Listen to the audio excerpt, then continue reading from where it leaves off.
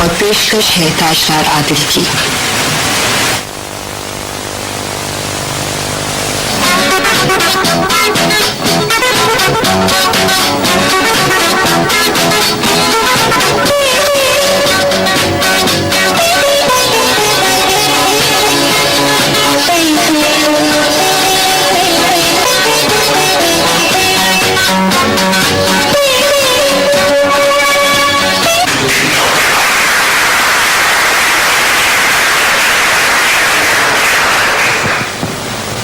پاکستان ٹیلی vision Karachi studios کی جانب سے پروگرام چہرے میں آپ سب کو خوش آمدید کہتی ہوں. خوشی اس بات کی کہ پروگرام جانا پہچانا ہے, آپ سب اس سے مانوس ہیں اور لاہور اسٹوڈیو سے دیکھتے آئے ہیں. بس فرق صرف اتنا ہے کہ چہروں کے فرق کے ساتھ یوں کہنا چاہیے کہ تذکیر اور تانیث کے فرق کے ساتھ آپ دیکھ رہے ہیں. یہ بھی آپ سب جانتے ہیں کہ اس پروگرام میں کوشش یہ کی جاتی ہے کہ ملک کے ایسے نامور اکابرین علم فضل, دانشور, محققین, معلمین, علماء, ادیب, نقاد, شاعر, ان حضرات کو یہاں مدعو کیا جائے جو حقیقتاً ہمارا سرمایہ ہے. اس سلسلے میں آج ہم نے جس شخصیت کو یہاں مدعو کیا ہے اس کے بارے میں اگر میں یہ کہوں کہ یہ شخصیت اپنے علمی اعتبار سے بر صغیر کی نصف صدی پر محیط ہے تو غلط نہ ہوگا. فلسفہ اور ادب تو خیر ان کی کھیتی ہے, لیکن جدید علوم ان کے مزاج کا ایک حصہ ہے. یہ ایک عظیم معلم ہے, آج ہمارے درمیان موجود ہیں, یہ ہماری بڑی خوش بختی ہے. اور یوں سمجھ لیجئے کہ ان کے اس ناطے سے یہ پروگرام بھی ایک درسگاہ کی حیثیت رکھتا ہے کہ جہاں اس وقت بر صغیر کا ایک عظیم معلم اپنی ہر جنبش لب سے ہمیں نوازتا چلا جائے گا. مختصراً تعارف کچھ یوں ہے کہ احمد صدیق پورا نام ہے. سن 1904 میں گورکھپور کی ایک بستی میں پیدا ہوئے کہ نام بھی جس کا بستی ہی تھا. آپ مجنون تخلص فرماتے ہیں. آگرہ یونیورسٹی سے انگریزی میں ایم اے کیا, کلکتہ یونیورسٹی سے اردو میں ایم اے کیا, اور اس کے بعد شعبہ درس و تدریس سے کچھ اس انداز سے وابستگی ہو گئی کہ یوں سمجھیں کہ نصف صدی سے زیادہ عرصہ گزر چکا ہے اور ابھی تک پڑھنے, تعلیم دینے اور لکھنے کا سلسلہ جاری ہے. یہ عظیم شاعر, نقاد, افسانہ نگار, ادیب اس وقت ہمارے درمیان موجود ہیں. میں انہیں دعوت دیتی ہوں, تشریف لاتے ہیں جناب مجنون گورکھپوری صاحب.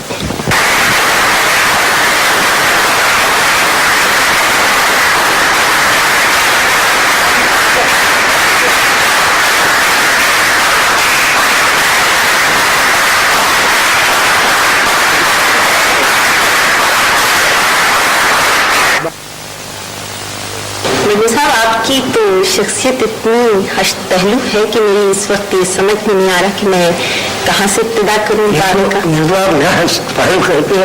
مختصر کر دیا. میرا خیال تھا کہ صحیح فرمایا آپ نے, لیکن میرے خیال سے میں آپ کی تحریر کے حوالے سے ہی گفتگو کا آغاز کروں. آپ نے ایک جگہ تحریر فرمایا ہے کہ میں نے بڑے مجاہدے کے ساتھ بڑے ناموافق حالات اور مخالف قوتوں کے سامنے اپنی شخصیت کو برقرار میں ہی جانتا ہوں. تو اتنی پاورفل شخصیت کی تعمیر میں آپ کی زندگی میں سب سے زیادہ نمایاں کردار کس نے ادا کیا؟ آپ کی دادی صاحبہ. تو یقیناً وہ بھی بہت عالم فاضل خاتون ہوگی. وہ ایسی عالم دھانے تھی کہ شاید آج بھی جی مضمون ہے, ایسا عالم فاضل نہیں ہے. آپ نے کون سا صرف پاکستان میں ہی جی بلکہ پورے بڑے سب کوئی ماشاء اللہ. آپ نے ان سے کون سے مضامین پڑھے؟ سوائے انگریزی ہے کون سا مضمون ان سے نہیں پڑھا. اور انداز عربی پڑھی جی, فارسی پڑھی, ہندی پڑھی, اسی لحاظ اسی سلیبس کے حساب سے. اور یہ تو زبانیں ہی باقی منطق پڑھی, तफसीर पढ़ी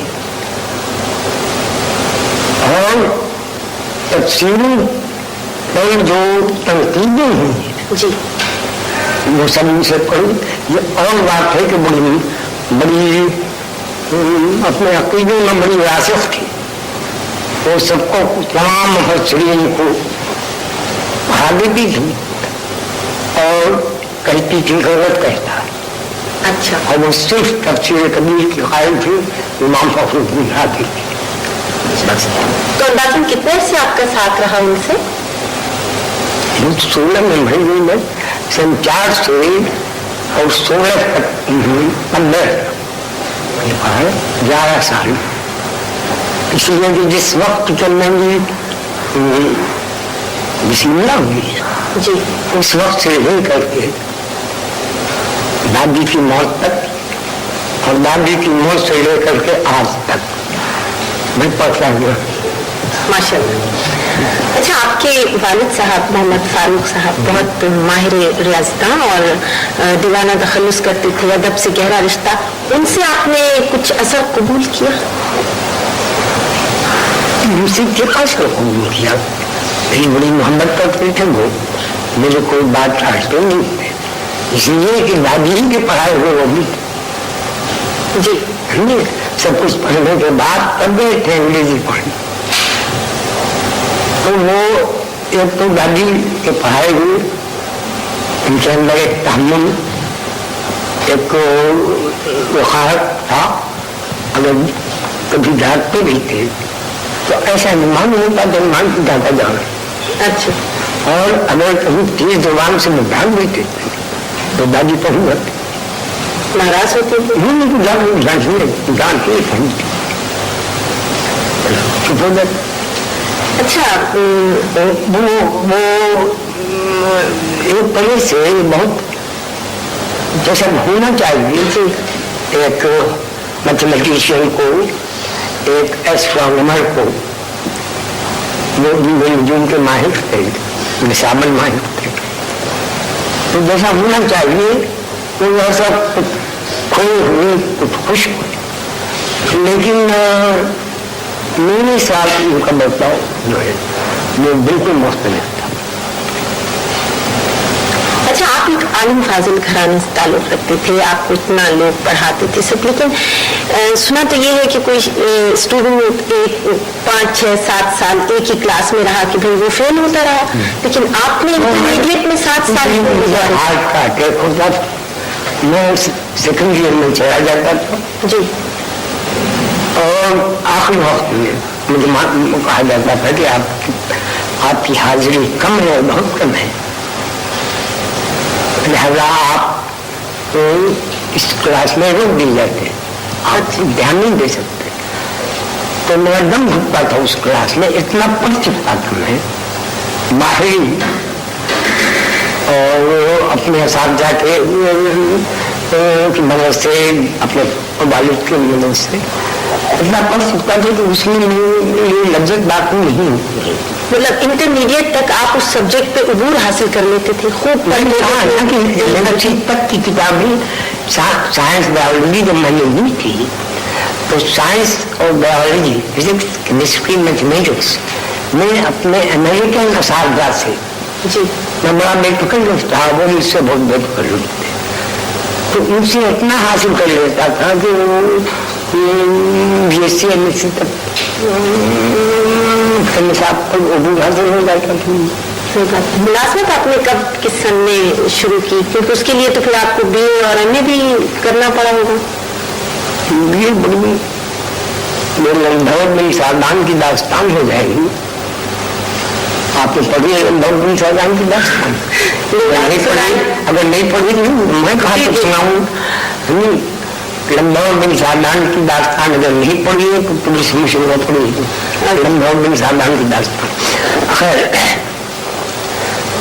तो मुझे मैं इंटरमीडिएट में अपना रोकता पोकता रहा, मुझे कोई जरूरत भी नहीं थी, मैं महसूस नहीं करता था कि मुझे ये जो मुसल्लम किस्म की असलान है, जिनकी कोई ज़रूरत है। उसकी वजह यह है कि अंग्रेजी मैं अंग्रेज से अच्छी बोल सकता और जुमलों की साख नहीं बेटा वो निकाल दीजिए। और मैं ये कहता था कि तुम जुमलों की साख में जल्दी नहीं लिखती हो, तो कभी इसकी परवाह नहीं करती कि इनमें कोई अदबी दिलकशी आई नहीं है। मैं हर लम्हा ये सोचता रहता हूँ, मेरी पेंसिल या मेरा कलम कागज चलता रहता है और हर लम्हा ये सोचता रहता है कि इसमें अंदरूनी और बैरूनी आहंग पैदा हुआ ही नहीं।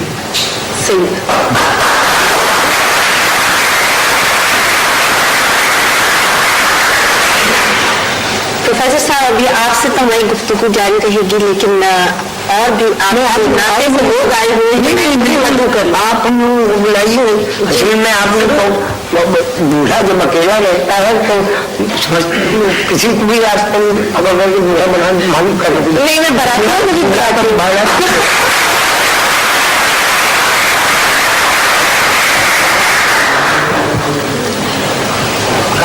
एक रात हमने देखा कि फुहार पड़ रही थी, सुहानी रात, बारिश से लुत्फानंदोज हुए, सो गए। सुबह उठी तो देखा कि फुहार बदस्तूर पड़ रही थी। पता चला कई इंच बारिश हो चुकी है। उर्दू अदब का भी कुछ यही हाल है। 60 बरस से उर्दू अदब पे फुहार पड़ रही है। कितनी खेतियां सैराब हुई, कितनी जमीनें आबियार हुई, ये मैं आपको नहीं बताऊंगी, बल्कि वही बात जो अभी मंजू साहब ने कहा कि यहाँ अभी और मेहमानों को आना है। ये आने वाले मेहमान अपने अपने ढंग और अपने अपने जज्ब सलूक के मुताबिक आप तक पहुँचाएंगे। जब किसी शख्स या शख्सियत की बात होती है तो शख्सियत की आगही के लिए तवील रफाकतों का सफ़र और सिलसिला भी बहुत ज़रूरी होता है। और जब मजनू साहब के ज़िम्मे में बात आती है तो सबसे नुमायां नाम डॉक्टर बुल्लैस सिद्दीकी साहब का जहन में आता है, इसलिए कि रफाकतों का इनमें रिश्तों के लिहाज से भी उनका सिलसिला मजनू साहब से इतना गहरा और इतना पुराना और इतना तवील है कि उसके बारे में अगर ये कहा जाए कि ये निस्फ सदी का किस्सा है, 2-4 बरस की बात नहीं, तो गलत ना होगा।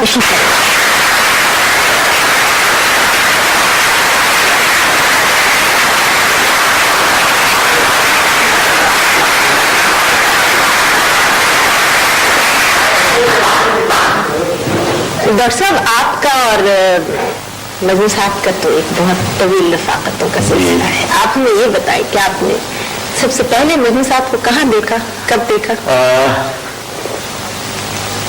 बिलवास्ता तो बहुत पहले, लेकिन बराह रास्त जी गालिबन सन 34 में, कैसा पाया? 51 साल पहले जी मजनू साहब अलीगढ़ तशरीफ लाए। मैं तो तालिब था ऑनर्स का, आप उस्ताद की हैसियत से आए। तो पहले बराह रास्त उस वक्त देखा। तो जाहिर है कि मजनू साहब की उम्र उस वक्त 30 साल की थी, यूनिवर्सिटी के एक उस्ताद की हैसियत से। और उस जमाने में यूनिवर्सिटी में उस्ताद खासी उम्र के बाद पहुंचा करते थे। तो मजनू साहब वहाँ के जवान उस्तादों में आए, ऑनर्स के तालिब इल्मों को अंग्रेजी पढ़ाते थे।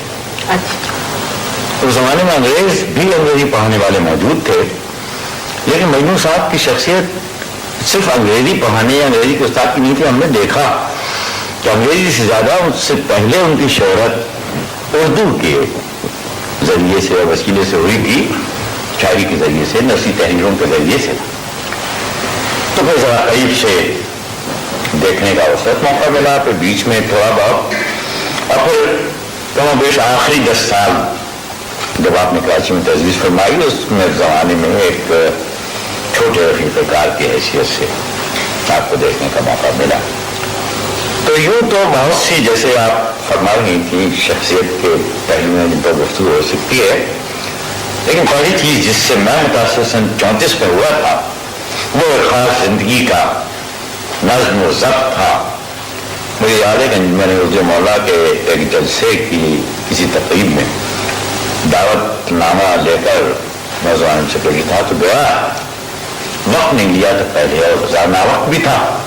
तो मजनू साहब नाराज हुए, कहने लगे भाई ये कोई आने का वक्त है। तो वजह ये थी कि आप एक रख रखाव जिसे कहते हैं जी, वो उस वक्त से शख्सियत तो मौजूद था। यानी ये नहीं कि लोग डरते थे आपसे, یا خوف کھاتے تھے، لیکن ایک خاص احترام کرتے تھے. اچھا، آپ نے تو نبوت اور سے پہلے بھی دیکھا ہے اور آج بھی، آپ ان کے کل اور آج میں کوئی فرق پاتے ہیں؟ ایک تو بات یہ ہے کہ صاحب میں سمجھتا ہوں کہ بنیادی چیز جو انسان کی شخصیت کی ہوتی ہے وہ یہ ہے کہ آیا بزرگوں کا احترام، برابر والوں سے دوستی اور چھوٹوں سے شفقت. میں سمجھتا ہوں کہ یہ تین پہلو ایسے ہیں کردار کے. تو میں نے مجنو صاحب میں بزرگانہ شفقت بھی دیکھی. ہے کہ مجھ سے تو مجنو صاحب کوئی 12 سال عمر میں بھی بڑے ہیں اور ویسے بھی میرے استاد رہے. اور ڈپارٹمنٹ میں جب وہ تشریف لائے اس وقت بھی میں عمر کے اعتبار سے بھی اور بچے کے اعتبار سے بھی ان سے جونیئر تھا. تو میں نے دیکھا کہ شفقت کی جگہ شفقت، برابر والوں سے جو محبت ہونی چاہیے تھی وہ، اور چھوٹوں کے ساتھ جو رعایت اور خیال یہ ہوتا تھا. اور میں سمجھتا ہوں کہ آج بھی یہ بات ہے کہ مجنو صاحب کے جو شاگرد ہیں یا مجنو صاحب کے ساتھ کام کرنے کا جو موقع ملا ہے وہ شاید اسی جذبے سے سرشار ہے. تو میں نے علی گڑھ کا زمانہ بھی دیکھا، اس کے بعد کا زمانہ بھی دیکھا، کراچی کا بھی زمانہ دیکھا. تو ایک طویل مدت تک یہ جو ایک شخصیت کا آپ کئی انضباط ہے ان کے تمام پہلوؤں سے کسی ایک پہلو کا مرتب ہونا. اور پھر یہ کہ یہ انمول و بے جوڑ چیزیں نہیں ہیں. معلوم ایسا ہوتا ہے کہ جیسا بھی آپ فرما رہے تھے کہ منطق اور فلسفہ اور الہیات و تفسیر و قرآن یہ سب مربوط چیزیں تھیں. تو یہ شخصیت جو ہے یہ پہلودار ہونے کے باوجود ایک مربوط شخصیت ہے. اچھا، ابھی آپ نے شاگرد کی بات کی تو مجھے خیال آیا کہ مجنو صاحب آپ کا شاگردوں سے رویہ کیسا تھا؟ شاگردوں سے پوچھیں تو وہ مجھے خیال آیا کہ آپ نے خود بھی اپنی جگہ تحریر میں لکھا ہے کہ چند شاگردوں کے نام آپ نے بڑے معتبر بتانے. تو مجھے یہاں اس وقت یہ بھی خوش نصیبی ہے کہ آپ کی کیسے شاگرد میرے پاس یہاں آئے ہوئے ہیں، ہم نے مدعو کیا ہے. تو سب جانتے ہیں کہ مجنو صاحب کے شاگردوں کی تو خیر فہرست بہت طویل، لیکن ایک نام انہیں نمایاں بھی نظر آتا ہے کہ مجنو صاحب نے خود یہ کہا ہے کہ وہ بہت معتبر نام ہے، بہت اچھے شاگرد رہے ہیں اور ابھی تک وہ مجنو صاحب کے شاگرد ہیں.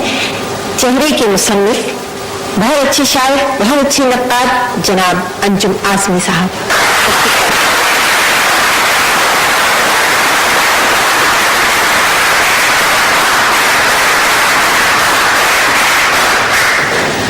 صاحب بات یہ ہو رہی تھی کہ مجنو صاحب کا رویہ کیسا تھا اپنے شاگردوں کے ساتھ. تو نہیں کہتے ہمارے شاگردوں سے پوچھیں. صحیح بات ہے، آپ بتائیے آپ نے بحثیت استاد کیسا پایا؟ استاد تو آج بھی ہم لوگ سیکھ رہے ہیں ان سے، لیکن میں ابتدا کی بات بتا رہا ہوں. جی، ایک تو اس بات کو بتانے کے لیے بحثیت استاد کو ہم لوگ کیسے سمجھتے تھے اور کیسا پایا تھا ہم نے. ایک بنیادی بات بتا دیں کہ طلب علم اس زمانے میں زیادہ تھی. مثلا جتنے بھی اساتذہ تھے اس زمانے میں ان سب کا ہم احترام کرتے تھے اور وہ سب اپنے اپنے مضامین ہمیں اچھا پڑھاتے تھے. مجنو صاحب کے سلسلے میں جو بنیادی بات ہمیں بتانی ہے وہ یہ کہ جو تعلیم سے وہ بھی ادب سے واقف تھے، شاعری، افسانہ، تنقید سب پڑھتے تھے. وہ جب مجنو صاحب کے کلاس میں جانا چاہتے تھے تو اس سے پہلے ان کے ذہن میں ہوتا تھا کہ ایک بہت بڑے عالم سے ہم پڑھنے جا رہے ہیں اور درس لینے جا رہے ہیں. تو اس کلاس کو چھوڑنے کے لیے کوئی تعلیم رضامند نہیں ہوتا تھا. اور مجنو صاحب چونکہ بطور خاص یہ چاہتے تھے کہ تعلیم پہلے آ جائیں، جب لیکچر شروع ہو جائے تو اس کے بعد کسی طرح کا بیچ میں رکھنا نہ پڑے. تو ساری تعلیم پہلے ہی بیٹھ جاتے تھے اور اگر کسی کو تاخیر ہو جاتی تھی تو کلاس میں پھر نہیں آتا تھا. یہ احترام تھا، شوق تھا، ڈر تھا، آپ اسے کیا نام دیں گے؟ احترام تو تھا ہی سارے اساتذہ کا. مجنو صاحب کا بہت زیادہ احترام تھا. اس میں وہ جو طلب علم تھی تعلیموں میں بھی، وہ اس میں جو شوق ان کے اندر پیدا ہوتا تھا، جو امنگ پیدا ہوتی تھی، ان سب کو اس میں ہم کو اگر آسودگی ملتی تھی تو مجنو صاحب سے ملتی تھی. اس کو بتا ہم کو زمانے میں ہم لوگ یہ ہے نا کہ دریا کنویں میں بند ہے، تو ہم لوگ کہا کرتے تھے کہ کوئی مثال وہ کیسے جو ہے کنویں میں دریا بند ہے. تو ہم لوگ کہا کرتے تھے کہ جیسے علم کا ایک ٹھاٹے مارتا ہوا سمندر مجنو صاحب کی ذات میں اتر گیا ہے. یہ مثال دیا.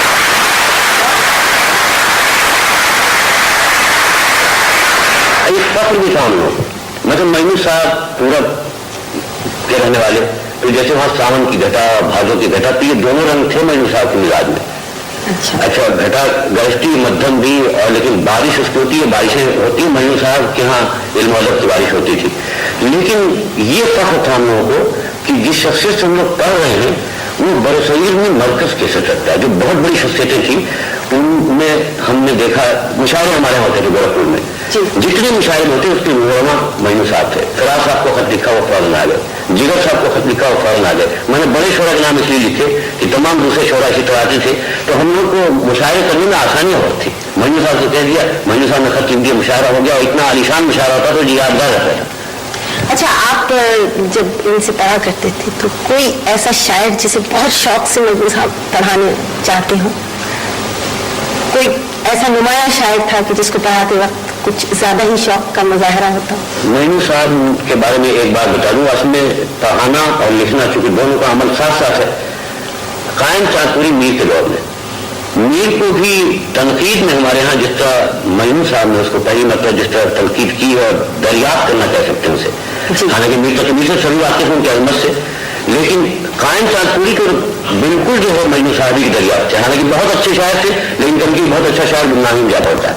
तो जब उनका मजमून आया तो उसके बाद जो है तो इसी रियायत से मीर तकी, मीर गालिब, बेदिल, आज तक मजनू साहब की कमजोरी नहीं है कि ये बेहतर है, और हम लोग जाहिर उसी तरह पढ़ाते भी थे। शायरी से आगाज हुआ मजनू साहब का जी, लेकिन मैं तो मजनू साहब से अब भी मिलता हूँ तो ऐसा मानता है कि मजनू साहब शेर कह रहे हैं, इसलिए कि पूरी जिंदगी जो है लेकिन जामियत में इजाफा होता चला जाता है। अच्छा, एक शागिर्द मुझे यहाँ और मौजूद नजर आ रहे हैं जो मजनू साहब के बड़े साहबजादे हैं, जनाब जफर आलम साहब। जरा मैं भी वहाँ उनसे भी तो मैं पूछूं कि वो कैसे शागिर्द रहे। जी जफर आलम साहब, आपने भी अपने वालिद से पढ़ा? ये हमने 4 साल इनसे उर्दू अदब पढ़ा, 4 साल तक इंटरमीडिएट BA तक उर्दू अदब इन्होंने हमको पढ़ाया। अच्छा, तो बतौर शागिर्द आप भी क्लास में होते थे और भी स्टूडेंट होते थे और आपके अब्बा जान वहाँ पढ़ा रहे होते थे, तो आप कभी एडवांटेज लेते थे इस बात का? साहब इस मामले में बड़े मुनसिफ मिजाज से हर एक को बराबरी इन्होंने, हर एक इनका जो रवैया हर एक से बहुत मुशफ़िक़ाना था, उसमें मैं भी था। डांट नहीं पड़ी कभी? बड़ी डांट पड़ी नहीं, इसमें तकल्लुफ़ नहीं करते थे कि इनका तंबीह का अंदाज बड़ा निराला था और नहायत मुअस्सिर भी था। जैसे एक दफ़ा का वाक़या है कि एक साहब सिगरेट पी रहे थे ऐसी जगह पर जहाँ सिगरेट पीने की ममानियत थी, सूट बूट में पहने हुए बहुत जोर से कश लगा रहे थे, तो किसी की शायद हिम्मत नहीं पड़ी, ये इत्मीनान से उधर गुजरे, उनके मुंह से सिगरेट निकाला और फेंक के आगे चले गया, तो मुँह देखते रह गए। सरजनिश का नया अंदाज। बहुत बहुत शुक्रिया आपका तशरीफ।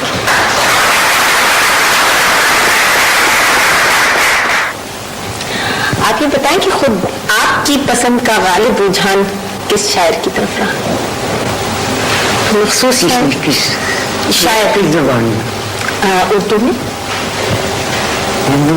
या फारसी में गालिब और बेदिल। तो वैसे मैंने सबको पढ़ा और डूब के पढ़ा, जिसको पढ़ा उसको डूब के पढ़ा, जिसको नहीं पढ़ा उसको नहीं पढ़ा। फिर शायरी तब क्यों कर दी आपने? मैं कह चुका हूँ कि 2 मिसरों में मेरे पेचीदा और फैले हुए ख्यालात की समाई नहीं थी, मैं लिख चुका हूँ। अच्छा, इसी वजह से आपने फिर सोचा कि नस्र ही लिखे? शायरी ने तरकीब बेहतर कर दी।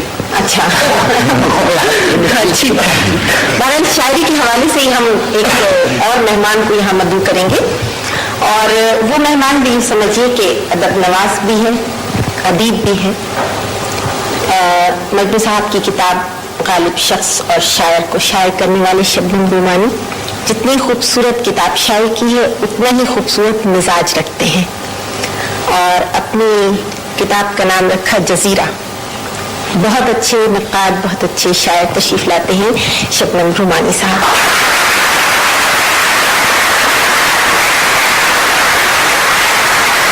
उससे पहले तो मैं मजनू साहब का एक मतला आपको सुनाऊंगा। इरशाद। वो पाई है निगहे हुस्न आफरीन मैंने, بنا دیا ہے ہر ایک چیز کو ہنسی میں نے. تو نگاہ حسن آفرین تو انہوں نے پائی تھی، اس میں تو کوئی کلام نہیں، اور اس میں بھی کوئی شک نہیں کہ انہوں نے ادب کے جس شعبے کو اختیار کیا اس کو حسین بنا دیا، چاہے وہ نثر کا ہو چاہے وہ نظم کا. اور اگر وہ شعر نہ کہتے تو بڑے تعجب کی بات ہوتی. چنانچہ نگاہ حسن آفرین رکھنے والا اگر شعر نہ کہے تو پھر کون کہے گا؟ تو جو دوسرے بڑے نثر نگار ہیں، مثلا ڈاکٹر جانسن ہیں، کارلائل ہیں، ان کی طرح ملگن صاحب نے بھی اپنی ادبی زندگی کا آغاز شاعری سے کیا. ویسے تو سن 16 سے انہوں نے شعر کرنا شروع کیا تھا، لیکن حقیقتاً 1920 سے 1930 تک ان کی شاعری کا اہم دور ہے. اس دور میں انہوں نے جم کے غزلیں کہیں اور مشاعروں میں بھرپور شمار ہوتا تھا، جبکہ بڑے بڑے اساتذہ موجود تھے اور ان کی صف میں بٹھائے جاتے. تو اب ان کی غزل کے بارے میں، کنٹریبیوشن کے بارے میں ہم یہ کہہ سکتے ہیں کہ ان کی غزل نو کلاسیکی طرز کی غزل تھی. کلاسک گہرا مطالعہ تھا، مغربی ادب کا بڑا گہرا مطالعہ تھا. ایک طرف معاملہ بندی تھی، زبان کا چٹخارا تھا، محاورہ بندی تھی. ان کی شاعری احساس کی، محض احساس کی شاعری نہیں ہے، بلکہ غور و فکر کی شاعری ہے، اور اس میں ان کا پورا احساس شامل ہے. مدنی صاحب پر غالب اور بیدل کا بہت گہرا اثر شروع سے رہا ہے. چنانچہ شروع میں جو شعر کہتے تھے، فراق صاحب لکھتے ہیں کہ ان کے اشعار میں ہاتھ بھر کی اضافتیں ہوتی تھیں، 4 5 اضافت. لیکن اس کے بعد جب میر کا بڑا گہرا مطالعہ کیا انہوں نے 1920 کے بعد، تو ایسا محسوس ہوتا ہے کہ غالب اور میر کا بڑا خوبصورت امتزاج، بڑا اچھا میزہ ان کی شاعری میں. تو میں آپ کو 2 ایک شعر ان کے اس زمانے کو سنانا چاہتا ہوں. مانا وہ ہزار بے وفا ہے، آخر میرے دل کا مدعا ہے. بات کو مانا وہ ہزار بے وفا ہے، آخر میرے دل کا مدعا ہے. یہ کیا حال ہے دل اندوہگی ہے، یہ کیا حال ہے دل اندوہگی ہے کہ ان سے مل کے بھی جی خوش نہیں ہے. واہ ہما جشن عالم آرائی. اور یہ ان کی زندگی پر بھی صادق آتا ہے یہ شعر. واہ ہما جشن عالم آرائی، زندگی انتظار و تنہائی. آپ موجود ہیں ملگن صاحب، آپ اگر ہمیں چند اشعار سنائیں. جی ہم باہما جشن عالم آرائی، زندگی انتظار و تنہائی. ماشاء اللہ. آبڑا پاو آبڑا بردوش، زندگی اپنا بوجھ ڈھول ہے.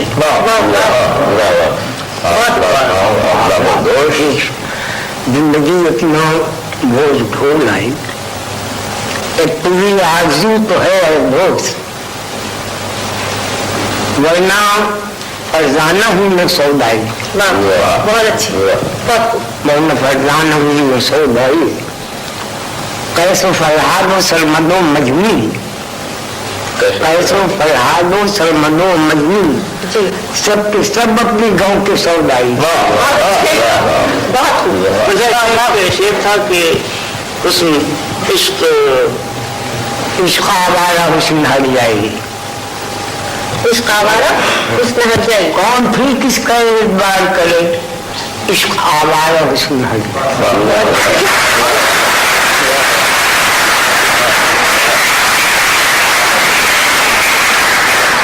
ابھی یہاں ہم نے آپ کی شخصیت سے متعلق گفتگو کی، آپ کی استاد آپ رہے ہیں، بحیثیت معلم آپ کے بارے میں گفتگو کی، شاعری کے حوالے سے بات کی.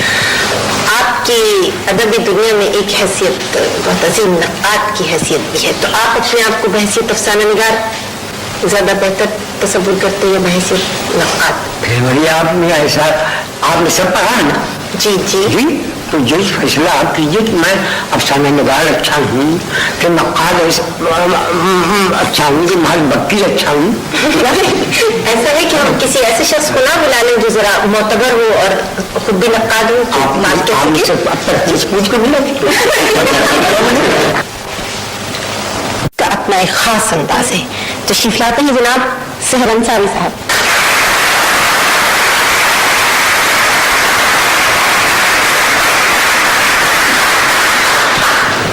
जी सर साहब, अभी बात हो रही थी मजनू साहब से कि अफसाना निगारी जी या आपकी तनकीद बहसीत नक्काद, दोनों में से आप किसे बेहतर समझते हैं? तो उन्होंने कहा किसी नक्काद से पूछे, तो फिर यही सवाल आपसे। असल में हमने तो मजनू साहब की तहरीरें पढ़कर बहुत कुछ सीखा है, बहुत से पहलू हैं अदीब की हैसियत से, शायर नक्काद की हैसियत से। तो एक बात जो सबसे बुनियादी मुझे नज़र आती है कि अगर मैं मजनू साहब के अफसाने और तनकीद के हवाले से कोई बात एक लफ्ज़ में कहूँ तो वो ये कि मजनू साहब के यहाँ मुझे स्कॉलरशिप और इल्म जो है वो दोनों असनाफ में बराबर नज़र आता है, और वो गालिब उन्सर उनके अफसाने और तनकीद का है। अब अफसाने के बारे में तो आमतौर को कलम संभालना आ जाए वो शायद लिख देता है। हमारे एक बड़े मशहूर अफसाना निगार ने एक बार ये कहा था कि जो शख्स खत लिख सकता है वो अफसाना लिख सकता है। तो ये ताना आसानी मजनू साहब के यहाँ नहीं, बल्कि उन्होंने उस वक्त की जो मगरबी दुनिया में अफसानों के बेहतरीन नाम थे, नावल के, फिक्शन के बेहतरीन नाम थे, उनसे इस्तेफादा किया और अपने ज़ाती इल्म और तजर्बे से उर्दू अफसाने को एक नया मोड़ दिया। उसमें हार्डी से बहुत ज़्यादा मुतासिर हैं, इसके अलावा जॉर्ज एलियट और टॉल्स्टॉय, यानी ख़ास तौर पर ये हसनैन का अंजाम जो अफसाना है उसमें मजनू साहब ने एना कैरेनिना से बहुत ज़्यादा मुतासिर हैं। और नफ्सियात और फ़लसफ़े का जो इल्म मजनू साहब के हिस्से में आया है उससे उन्होंने फ़र्द की नफ्सियात को और बतौर ख़ास औरत की नफ्सियात का बड़ा गहरा मुताला अपने अफसाने में पेश किया है।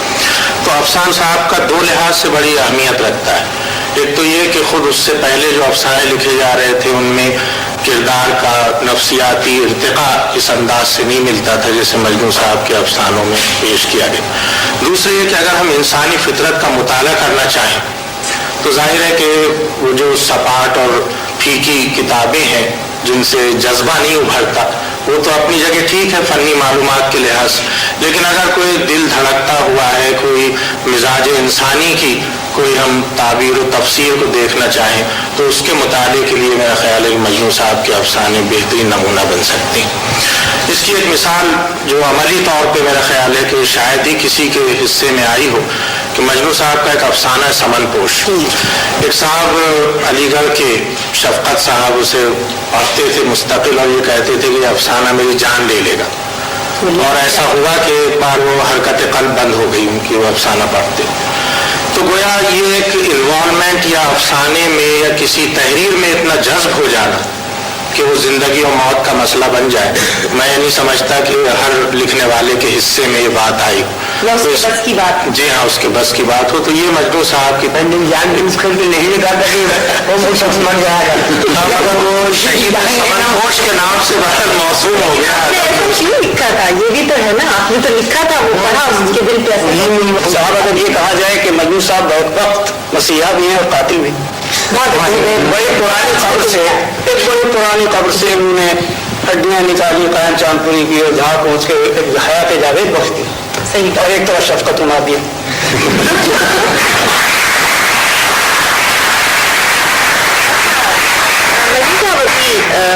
बात हो रही थी तनकीद के हवाले से, तो सर अंसारी साहब ने कहा कि औरत की नफ्सियात पे आपने बड़ा सही मुतालिया करके कुछ लिखा है।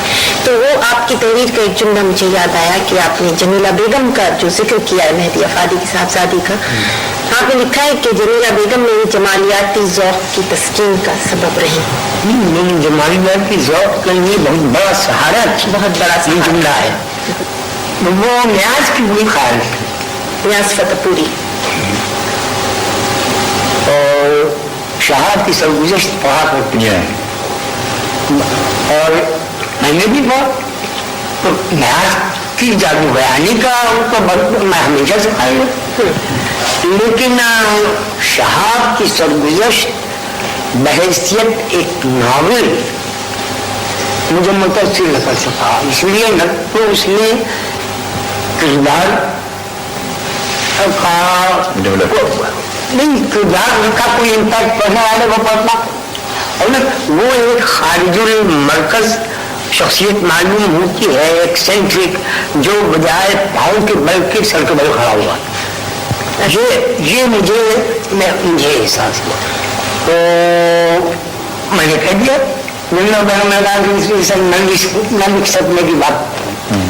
मैं उसी दिन बैठा और जैदी का हश्र 1/3 1 सेकंड लग गया। मुस्कुरा दिया, मुस्कुराने लगी, कहने लगी कि मैं जानती थी कि तुम लिख सकते हो, तुम इसी तरह से लिख सकते। इस तरह से मेरा सामने निगाह हुआ। उन्होंने आपसे लिखवाने के लिए ये बात कही और आप? हाँ, मैंने उसके बाद न्याज ने मुझसे कहना शुरू किया कि मैं तुमको उस जमाने में 1 रुपया फी सभा मिलता था। अच्छा। और बहुत ज्यादा जमाना 8 आना फी सभा, 6 आना फी सभा मिलता था। उस जमाने का तो 1 रुपया बहुत हुआ। हाँ, मुझे तो 2 रुपया उनका, मैं 2 रुपया फी सभा तुमको मुआवजा दूंगा और तुम ऐसा करो कि हर महीने हमको एक अफसाना मिल जाए। तो जैदी का हिस्से के बाद गहना और ये समनपोश और हसनैन का अंजाम और एक और 4 अफसाने मैंने के बाद इनके हर महीने लिखा। डॉक्टर साहब, आप ये बताएं कि मजनू साहब की शख्सियत में सबसे अहम पहलू कौन सा था जिसने आपको मुतासर किया? वो जैसे मैंने मुख्तसरन कहा था, जिसे एक लफ्ज से आप अगर कहना चाहें तो टोटलिटी।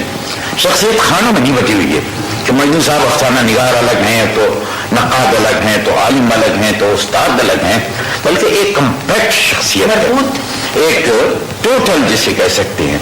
वो उसमें इल्म भी है, उसमें जमालियात भी है, उसमें शायरी भी है, उसमें फलसफा भी है। तो इन सारी चीज़ों का जो मजमुआ है, मेरे ख्याल में वो मजमू कोई है। शायरी उन्होंने कहा कि साहब चलिए मैंने 20 से 30 तक की छोड़ दी। अफसाना लिखा, 4 अफसाने लिख के फिर छोड़ दिया, कोई दिलचस्पी नहीं रही। तनकीद लिखना शुरू कर दी, अलीगढ़ में 1 साल पढ़ाया, चले गए। उसके बाद बीच में और करते रहे, तारीख अदब का काम किया, ये किया, वो किया। लेकिन जब आप शख्सियत यकजा करती हैं तो मालूम होता है कि मजमू जो है एक टोटल का नाम है, मजमुआ इन तमाम चीज़ों का, पूरी मुकम्मल शख्सियत है उस चीज़ से अपने आप में।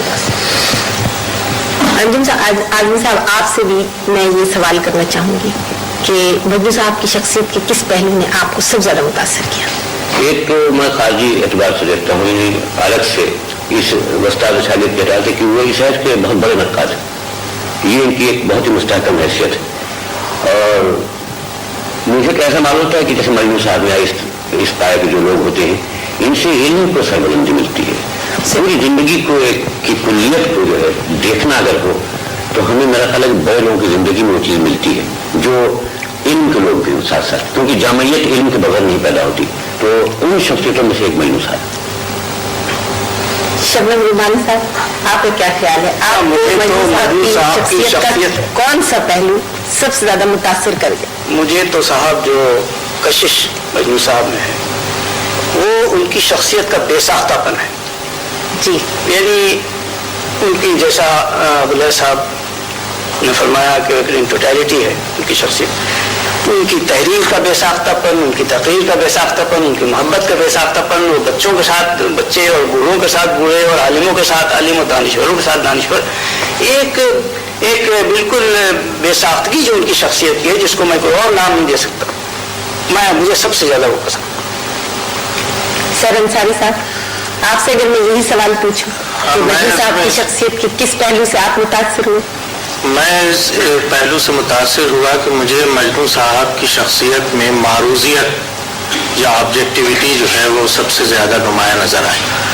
और जितनी सिफात इस वक्त बयान की गई हैं, मेरा ख्याल ये कि उनको मुंज़बित करने में इस मारूजियत का बहुत हाथ है मजनू साहब का। आमतौर पे लोग मारूजियत से मुराद समझते हैं कि दूसरे को तो आपने देख लिया इस अंदाज से, लेकिन अपने आप को नहीं देखा। मजनू साहब में ये खूबी है कि जगह जगह इसके इशारे मिलते हैं और वजाहतें मिलती हैं कि मजनू साहब ने खुद अपनी सलाहियतों का भी मारूजी अंदाज में जायज़ा लिया। मसलन जहाँ ये देखा कि अब अफसाना कुछ आगे बढ़ चुका है और ये कोई नयापन उसमें पैदा नहीं कर सकते, वो तर्क कर दिया। इसी तरह अलमी लफ्ज़िशों के नाम से एक मजमून मजनू साहब ने लिखा जिसमें अपनी ही तहरीरों की बाज़ ऐसी तसामहात जो किसी तरह से आ गई, उनका एतराफ़ किया। तो इससे मैंने समझा कि इनकी शख्सियत में ये पहलू ऐसा है कि जो सबसे ज़्यादा मुझे मुतासिर करता है। मजनू साहब, आप तकरीबन 50-60 साल से बहुत से मौलिक अमराज में मुब्तला हैं। आपको कभी खौफ नहीं आता? 60 साल की उम्र से मुब्तला हूँ हार्ट की बीमारी। खौफ महसूस नहीं किया कभी आपने बीमारी से? खौफ जो होता है ना, वो बुनियादी तौर पर खौफ, हर किसी खौफ को ले लो, उसको फेस कर जल्दी लो जी। तो हर खौफ जो है वो मौत का खौफ होता है। Our fear is at bottom the fear of death, and I don't fear death. कोई खास ऐसी दुआ है जो आप अक्सर मांगते हैं? सर इस सिलसिले में अगर आप इजाजत दें तो एक जी जरूर। जाते हैं कि मजनू साहब बेशक मजमूए अमराज, लेकिन इन्होंने अमराज को अपनी ताकत बना लिया। अब देखिए, दिल की बीमारी में मुब्तला है, लिहाजा शायरी करते फेफड़ों की बीमारी मुब्तला है क्योंकि मुकर्रर है, और रीढ़ की हड्डी में तकलीफ है तो ये तो खुद अदब के लिए रीढ़ की हड्डी कैसे तरफ।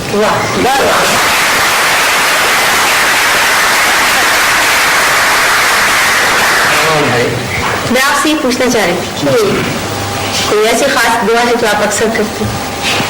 मैं यही दुआ मांगता हूँ कि अल्लाह मेरी दाहिना हाथ सलामत रहे ताकि मैं रुक सकूँ और अपने हाथ से खाना खा सकूँ। मैं दूसरे के हाथ से खाना खाने के तस्वूर से कांपता हूँ। खुदा न करे कि वो वक्त आए कि मुझे कोई निवाला बना करके दे। दूसरी ये कि मैं आँख मांगता हूँ कि कम से कम इस काबिल रहे कि मैं एक वाजिब, मैं आप लोगों को एक बिल्कुल वाजिब परछाई की तरह से देख रहा हूँ। आप नहीं मैं कहीं करेंगे और अगर ये भी उतारूँ तो अंधा हूँ, मगर सिर्फ परछाई देख रहा हूँ। लेकिन आप लोगों को ये इंप्रेशन नहीं दे रहा हूँ कि मैं परछाई की तरह से देख रहा हूँ। समझिए कि अपनी कमजोरी, अपना दुख दूसरी से बयान करके दूसरे को निताक नहीं करना चाहता। ये मैंने ये मेरी जिंदगी का, तो अगर मैं खुद इसको अपनी जिंदगी की बहुत बड़ी मजनू साहब, एक पोर्ट्रेट तो आपका वो है जो लफ्जों के जरिए इस वक्त तमाम हजरात बना रहे थे, और एक पोर्ट्रेट और है जो आपका बन रहा है। अतर जमाल साहब वहाँ बना रहे थे और अब उन्होंने मुकम्मल कर लिया है। तशरीफ लाइए अतर जमाल साहब।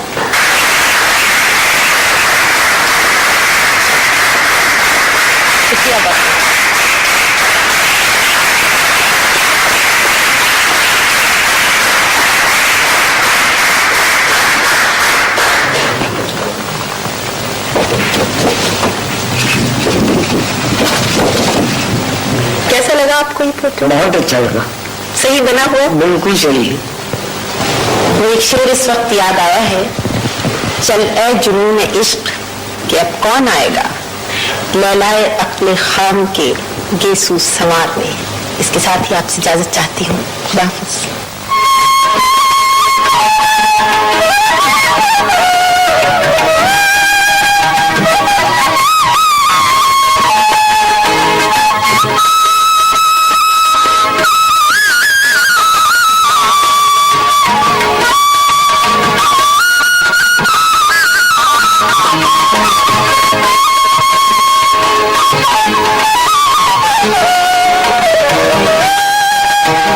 तनकीद के हवाले से अगर बात की जाए तो ये भी हमारी खुशनसीबी के इस वक्त मुल्क के एक बहुत बड़े